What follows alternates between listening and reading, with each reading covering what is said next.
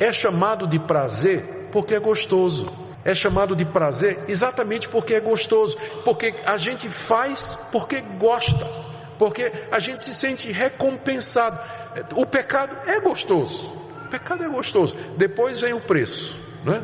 Depois que passa vem a ressaca. Aí vem as consequências. Mas na hora, a maior atração do pecado é exatamente essa. Que é alguma coisa boa, desejável e prazerosa. Por isso é que é chamado de prazeres.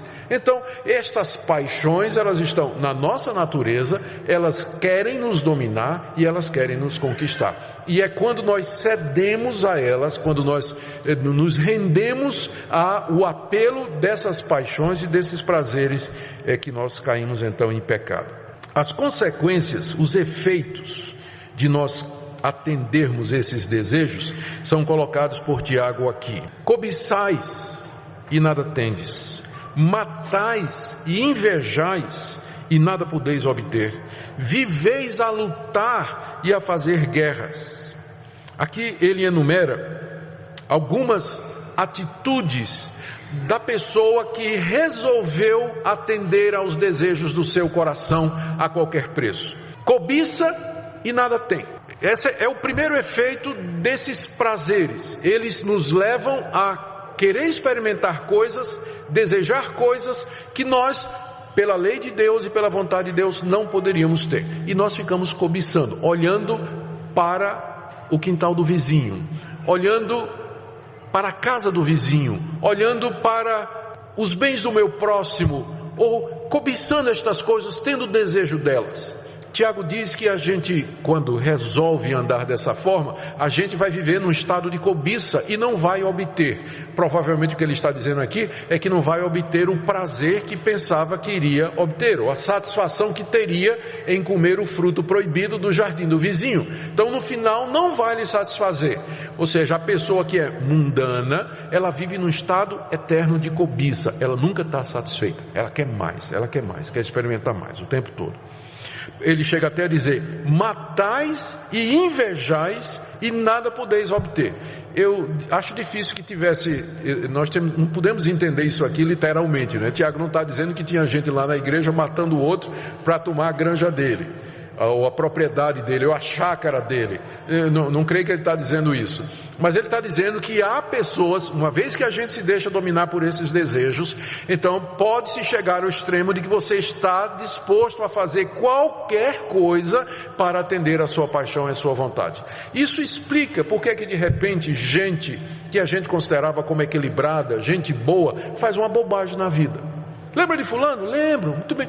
Largou a mulher, foi embora, apareceu uma mulher na vida dele, casado há 30 anos, largou a mulher e foi embora, deixou com o filho, deixou tudo aquilo ali. Mas como pode um negócio desse? Isso explica porque tem gente que de repente faz uma bobagem e você não imagina de onde vem. Vem dos prazeres que militam na carne, que provoca cobiça. Lembra de fulano? Se lembra? Rapaz, o cara de repente resolveu arriscar tudo que tinha no negócio ilícito, se meteu com gente que não devia, gente desonesta, perdeu tudo que tinha. Rapaz, como é que pode um negócio desse? Quem está em pé, cuidado que não caia. Porque nós todos participamos dessa natureza. E nós todos somos tentados de todas estas formas. Cobiçamos, invejamos, estamos dispostos a matar. Note que Tiago aqui está refletindo os 10 mandamentos, não é? Onde se fala exatamente dessas coisas. Nós desobedecemos a Deus e no final nós não temos nada porque estas coisas não satisfazem realmente. Elas não podem encher o nosso coração. O que é que eu preciso para me livrar do mundanismo? O que é que eu preciso para voltar a ter uma vida de oração? Eu não posso vencer as paixões do meu coração, porque meu espírito caído, ele aspira, ele anseia com ciúmes, com zelo dentro de mim pelas coisas pecaminosas. Mas existe um poder maior do que o poder do meu coração. Esse poder é a graça de Deus, é o favor de Deus, é a sua misericórdia, é o poder do Espírito Santo de Deus que vem sobre mim. Só que Deus dá a sua graça não ao arrogante, mas ele dá sua graça a quem? Os humildes. Então, o que é que eu faço para obter a graça de Deus, para me livrar da escravidão, do domínio do pecado no meu coração, para que eu possa orar e ter comunhão com Deus? Tiago diz: do verso 7 até o verso 10. Portanto, vocês vão fazer estas 11 coisas. Vocês querem a graça de Deus para se livrar das paixões do pecado e poder ter as orações respondidas? 11 coisas. Primeiro, verso 8, chegai-vos a Deus. Vocês não oravam, vocês não têm porque não pedem, mas agora cheguem-se a Deus. Segundo, purifiquem as mãos, pecadores. Purificação das mãos significa confessar os pecados, pedir perdão. Veja o verso 7, que acabei passando, voltando ao verso 7. Sujeitai-vos a Deus. Essa faltou. Ainda no verso 7, resisti ao diabo. Agora Tiago revela quem também está por detrás de tudo isso. Ele não tinha falado no diabo até agora, não é? Tinha falado do mundo, das paixões do nosso coração, mas agora ele menciona o diabo, porque o diabo está por detrás de tudo isso. Ele usa tudo isso. Resiste, cheguem-se a Deus, sujeitem-se a Deus, resistam ao diabo. Verso 8, chegai-vos a Deus em oração. Verso 8 ainda, purifiquem as mãos e limpem o coração. É a linguagem que Tiago diz para a gente confessar os pecados a Deus, buscar purificação pelo sangue de Jesus. No verso 9, afligi-vos, lamentai e chorai, tomar uma atitude de quebrantamento. Ainda no verso 9, converta-se o vosso riso em pranto e a vossa alegria em tristeza, como num dia como esse de hoje, em que o jejum nos ajuda a fazer isso, a quebrar o nosso coração, nos afligir diante de Deus, examinar o nosso coração e perguntar a Deus, por que o Senhor não está ouvindo as nossas orações? Por que eu não gosto de orar, é difícil orar, ou porque eu oro mal? De onde vem, por que tudo isso? Então esse é o momento de nós tirarmos a alegria do nosso rosto, de converter a risada em choro e nos afligir e lamentar diante de Deus, como ele diz aqui. E resume tudo no verso 10, humilhai-vos na presença do Senhor. Estão acompanhando o raciocínio de Tiago? Vocês não oram. E quando vocês oram mal, por isso Deus não atende. Mas por que Deus não atende? Porque vocês estão amando o inimigo de Deus, que é o mundo. E vocês estão pensando que isso é brincadeira? Não é não. O coração de vocês tem paixões fortes. Ele zela, ele cobiça fortemente. Mas Deus dá uma graça que é maior do que as paixões do nosso coração e que pode restaurar essa comunhão com Ele. Só que essa graça Deus dá aos humildes. Ele resiste ao soberbo, ao arrogante. Ele resiste a isso. Mas a quem se humilha diante dele, Ele concede essa graça. Então, para que vocês sejam abençoados com a graça de Deus, o derramar do seu Espírito sobre nós, vocês têm que se sujeitar a Deus, vocês têm que resistir ao diabo, chegar-se a Deus, purificar as mãos, limpar o coração, se afligir, lamentar e chorar pelos seus pecados, tirar o riso do coração de vocês e da cara de vocês, converta-se toda a vossa alegria em tristeza. Verso 10, se humilhem na presença do Senhor. É o que tudo isso representa, se humilhar na presença de Deus. E ele, agora vem, são 11 mandamentos, mas tem 3 promessas. Olha o que Deus promete a quem faz isso. A primeira promessa está no verso 7, sujeitai-vos portanto a Deus, mas resisti ao diabo isso mesmo, verso 7, resisti ao diabo e ele fugirá de vós. A gente ouve falar muito de batalha espiritual. E tem muitas igrejas que têm, e muitos movimentos que são voltados para a batalha espiritual. E nessa batalha espiritual você vai aprender uma tecnologia espiritual para combater o diabo. Então, tipo assim, né?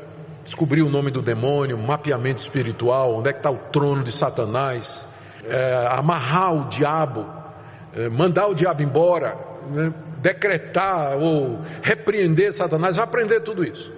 Eu quero resumir tudo isso numa única coisa. Você quer botar o diabo para correr? Você só precisa fazer uma coisa. O que é que Tiago diz que bota o diabo para correr? Resista ao diabo, só. Resista àquelas tentações que vêm no coração, às quais Tiago se refere aqui no começo do capítulo, e que são usadas pelo diabo para destruir você. Resista ao diabo e ele vai embora. Não precisa amarrar, até porque se amarrar ele não pode correr. Então não precisa amarrar, decretar, determinar, repreender, fazer mapeamento, não precisa. É só dizer não, como Jesus disse no deserto, quando ele foi tentado por Satanás? Dizer não, não e não, e ele vai embora.